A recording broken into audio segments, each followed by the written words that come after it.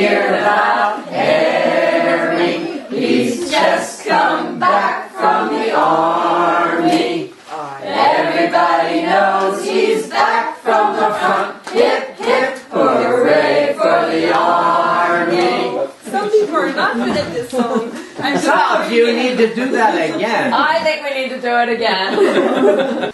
Well, you may be wondering why we start with America the Beautiful, and Joanna's going to explain that to us. Towards the end, I was sitting with David one day, and I wanted to sing to him, and every song I started, I realized I didn't know all the words to.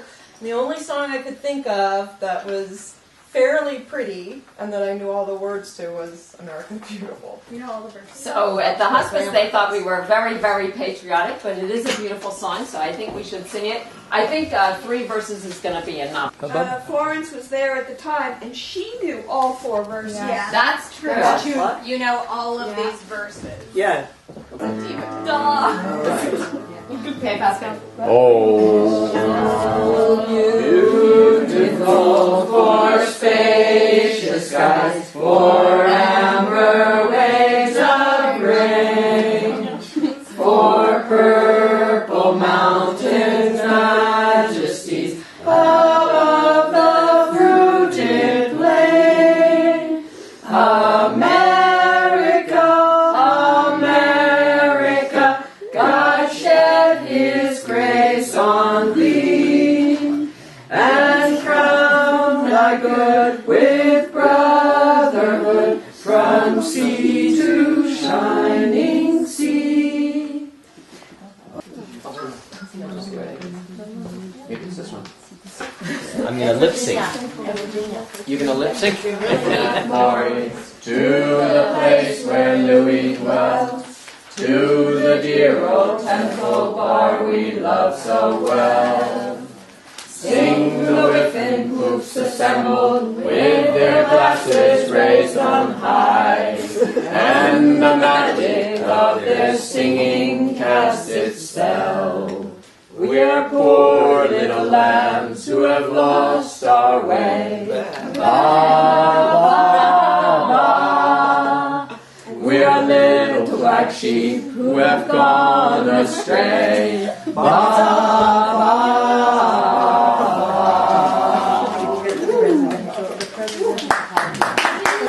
Well, Florence once said she'd never criticize me in front of Dad because that would be sacrilegious. In David's eyes, she's one notch away from God, according to Florence. And then when my marriage began to unravel, he said to her, "There's trouble in heaven." So that was how he raised me, notice that?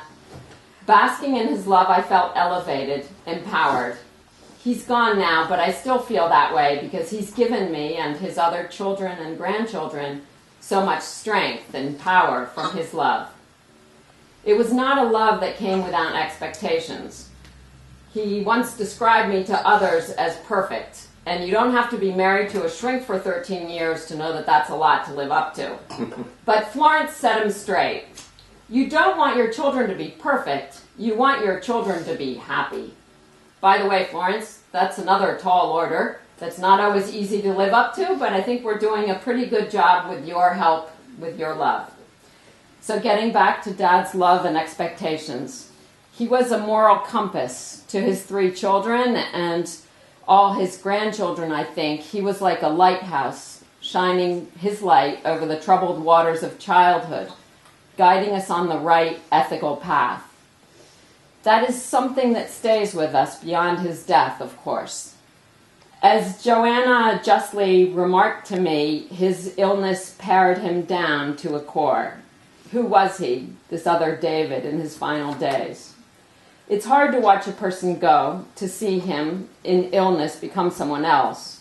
When I was away in France, in Uruguay, when Alice was in Martinique, and Gabrielle was in Paris, and Lucy at Yale, I kept trying to to make sense of this other person who was now in my father's body. A few words for those who didn't see him or saw very little of him then. This new David was also the old David. When he was at Sibley, he pointed to a sheet of medical instructions posted on the wall and said it was a document to protect the oppressed. He went on to explain how poorly these people were treated because their employers didn't care. He asked me to bring fruit to them. The new David was also a man of incredible energy to the end. Florence reports how, despite his skeletal body after weeks at the hospital, he vaulted out of bed one day at Hopkins. He remained a man of action and movement with a hunger for life. Joanna and Rose told me his last words in this house were, "I'm going to buy some cheese." And finally, I think, until the very end, he was the patriarch who gathered us as we are gathered today in the common bond of love. His spirit lives on as we share the love and values he shared with us.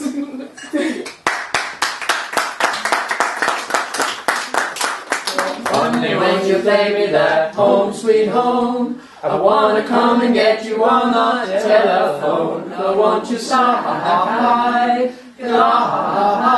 on your slide, slide. When you play on your slide trombone, no, you won't forget the slide trombone. Woo! Capital ship on an ocean trip for the walloping wind of line. No wind that could dismay the crew or trouble the captain's mind. The man at the wheel was made to feel content with the wildest blow. The wind often appeared when the gale had cleared that he'd been in his bumpy low. So blow me winds, hi-ho, blow me hi-ho, go. I'll stay no more on English shore, so let the music play. I'm off the morning train and across the raging main. I'm off to my love with a boxing glove 10,000 miles away. Two very small things, but things that first came to mind when I thought of Grandpa were when we were very little, and even until we were not so little, him giving us those huge bear hugs and lifting us up to touch the moose out in the hall. Even when I didn't know how he could still pick us up, he still would, and that was just the greatest thing coming over here. And more recently, just a few years ago, when I had been abroad in Talwar, I did a summer program there, and I discovered that he had been there too.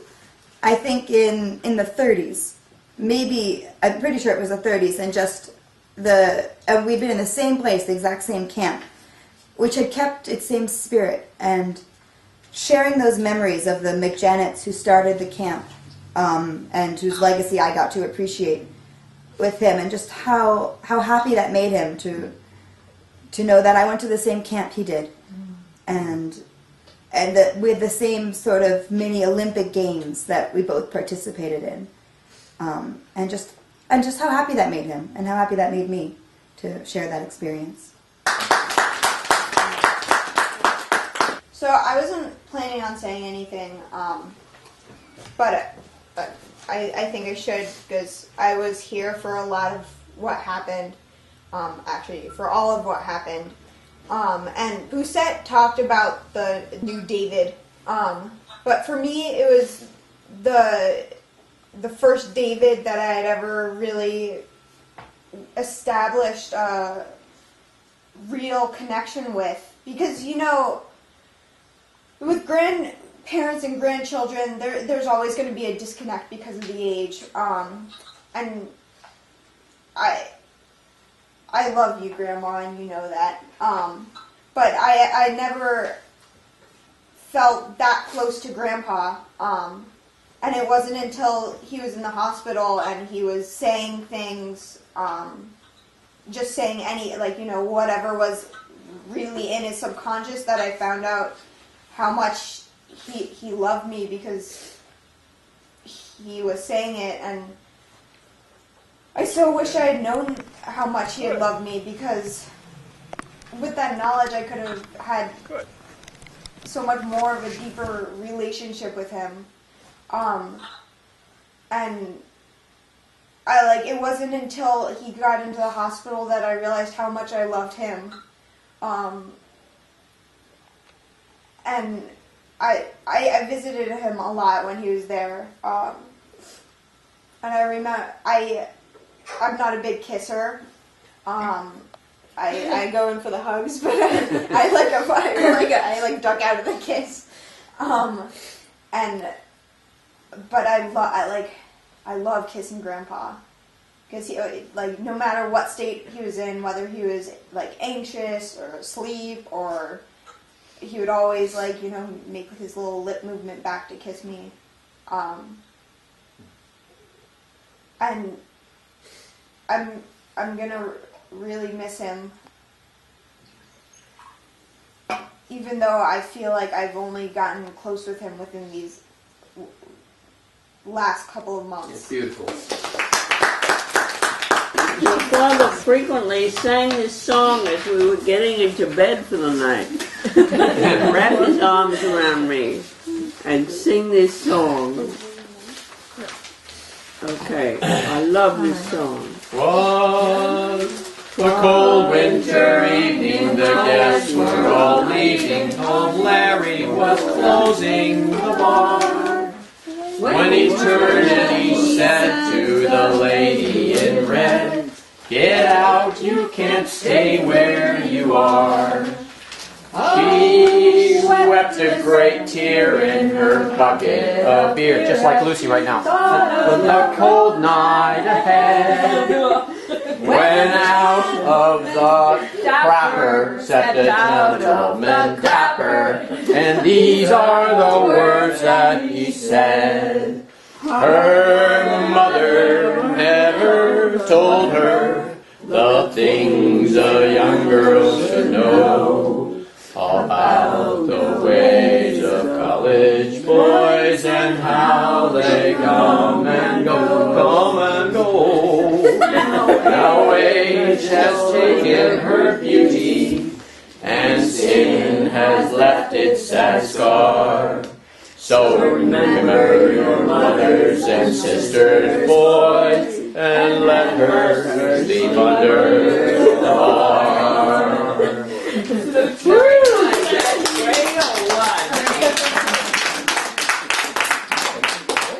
I wanted to talk about exactly what Martine just brought up. I wanted to talk about how much Grandpa loved a good cry, because I remember, I think it was Grandma's 80th birthday, and Grandpa was toasting to her, and he just started weeping. See? Try not to get emotional.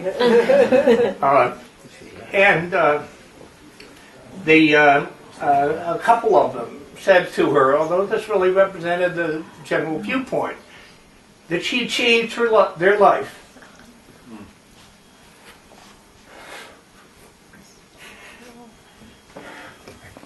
Can't do that. All right, my fourth thing is I just want to, thank you.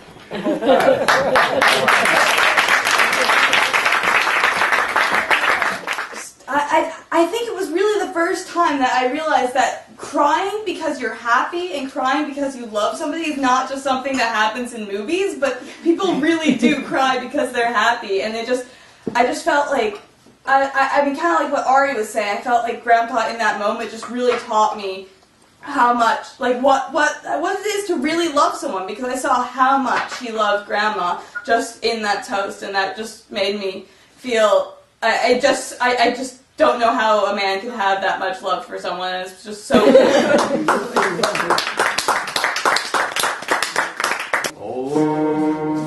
Holy night, the stars are brightly shining.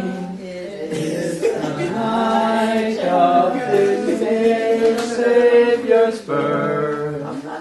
Long is sin and error pining till he appeared, and the soul felt its worth. A thrill. Who's going first here? For me, Grandpa is America. When people ask me how come I speak English, it's because my grandpa spoke English. And when I came to visit America, I came to visit Grandpa, as we all did.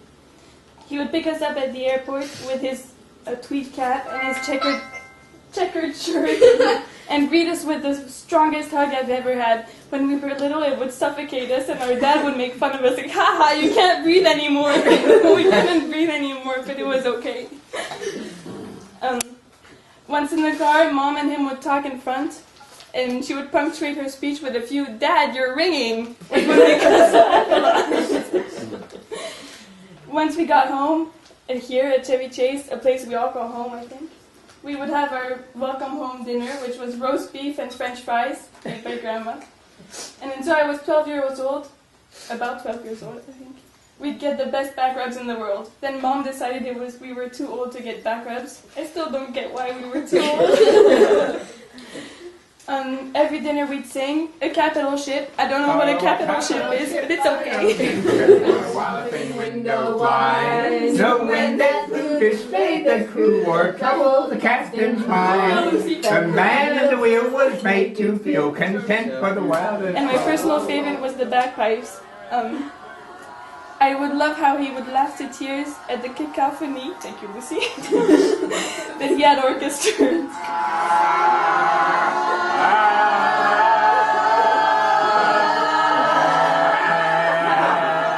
I really admire how he fought for important things, and I wish I'll be able to achieve at least a fifth of what he's accomplished in his life. I also wish I'll find not a wife, a husband I'll love as much as he loved Grandma. And also I wanted to thank Ari for being there because I think you sort of represented us, and well, thank you. As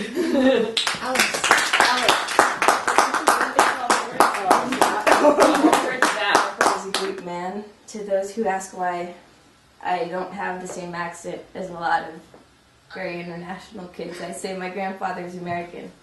And to those who ask why I came here to America, I say my grandfather's American. To those who make fun of the fact that I'm French, I say, but my grandfather's American. But more than that, Grandpa was a great grandfather.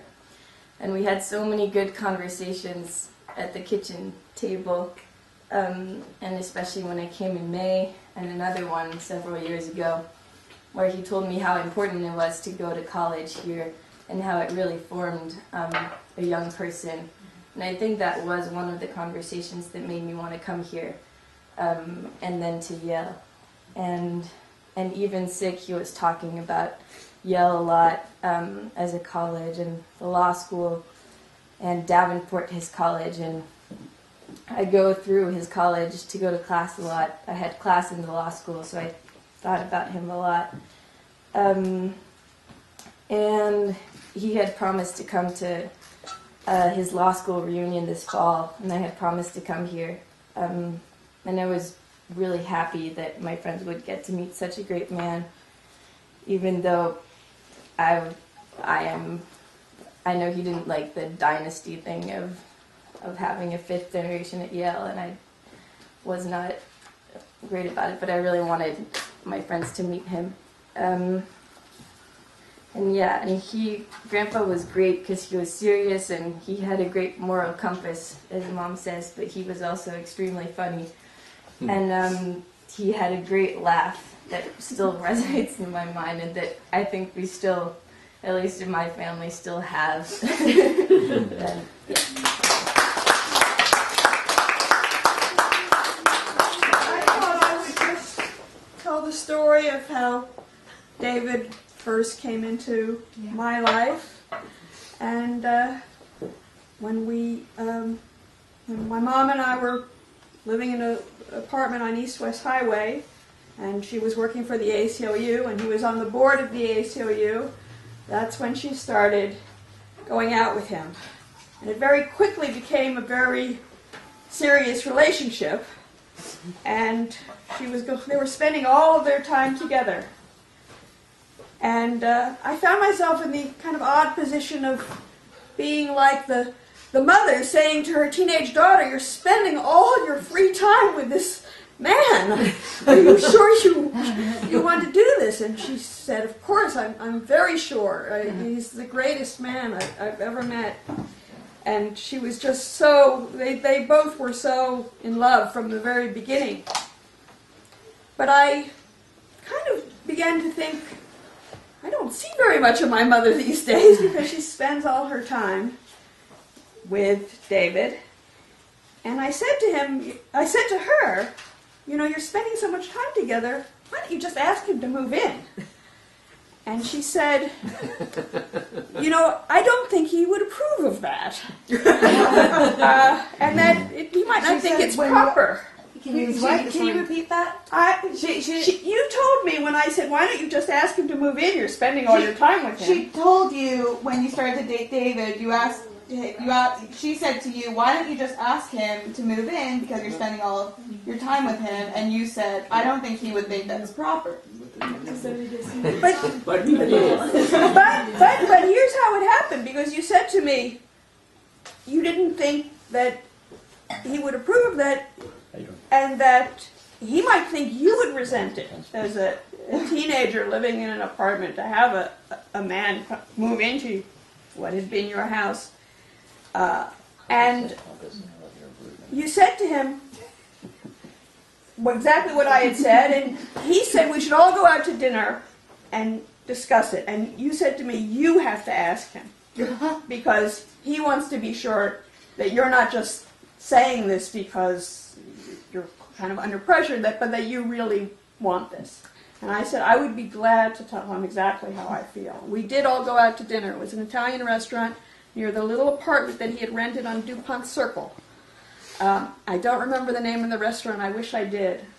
But he asked me, are you sure you wouldn't resent this? I said, no, of course. I think it would be the best thing for both of you.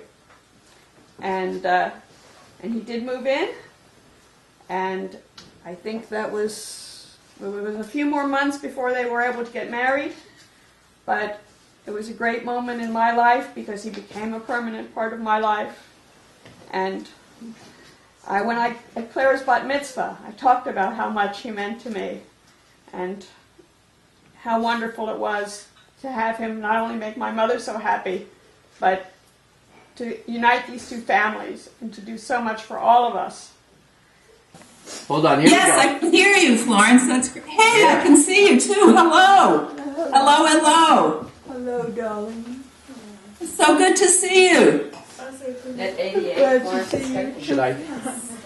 I'm really glad to be here as best as I can, to be with you as best as I can. I'm really glad to. You know that David always considered you his fourth child. Well, I've known David all my life.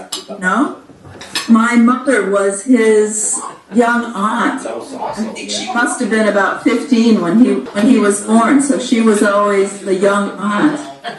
And I knew from a very early age, it was an axiom that David was perfect. This was the thing I grew up with. Happens he was. It was a matter of faith. It was not to be questioned.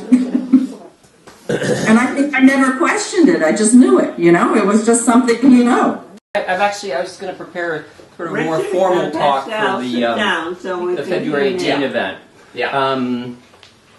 But I've spent a lot of time with Dad, particularly in the last year, but also in the last, 5 years. We played tennis on weekends, and I had lunch with him at least a couple times a month. It was very good. It was sort of a very precious time. And one of the things he asked me a few times in the last year to 18 months, was, did I do it right as a father? And he didn't phrase it that way, but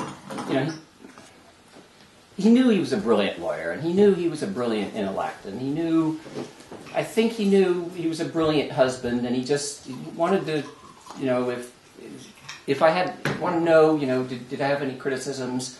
And I didn't. I mean, he really did it right as a father.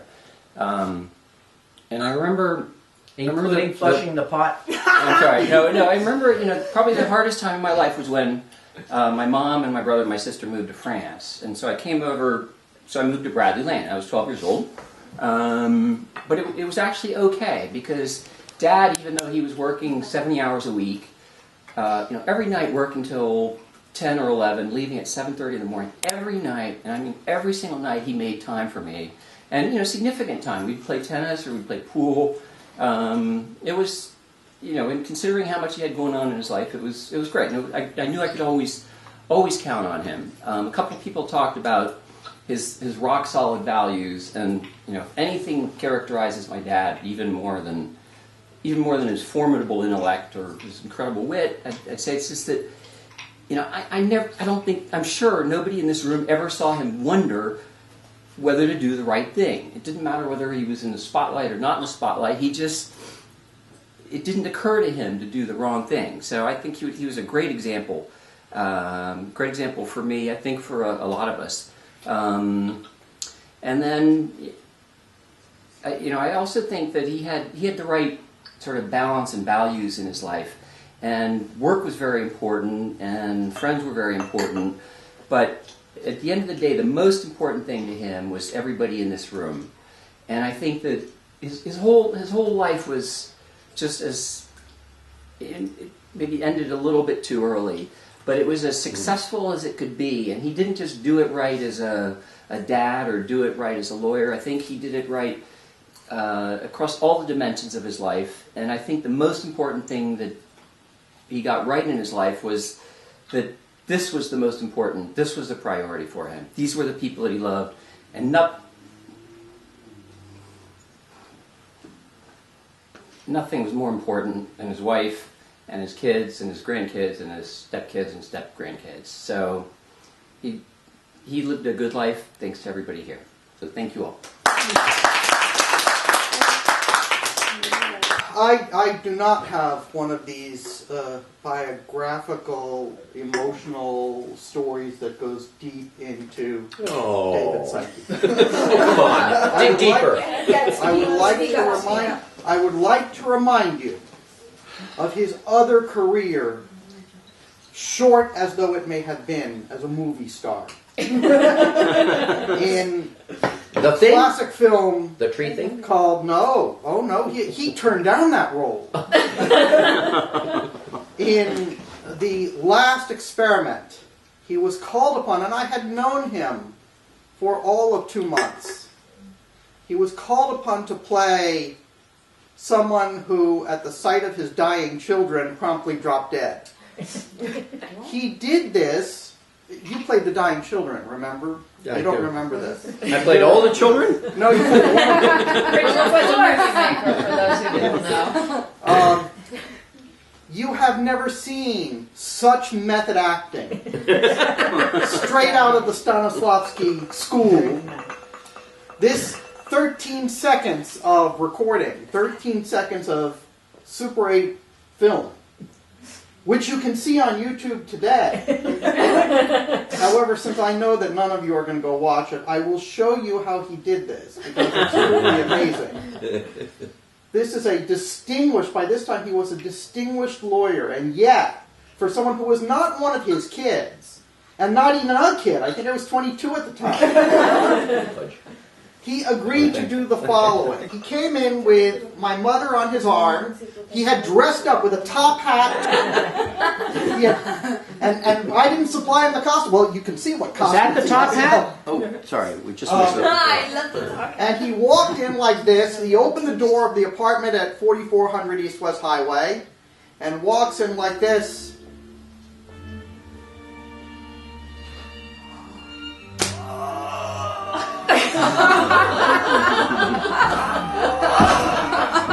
I recognize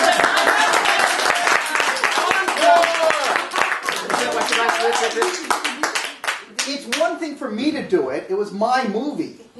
But for someone who had known me for all of 8 weeks to put on such a performance for a film that had a total distribution of 15 viewers, that is something truly amazing, and as you can see, it has left an impression on me which will never, ever go away. Thank you. Well done. The roving I will go. I'll stay no more on English shore, so let the music play. I walk the morning train, and across the raging main, I walk the walk with a boxing glove 10,000 miles away.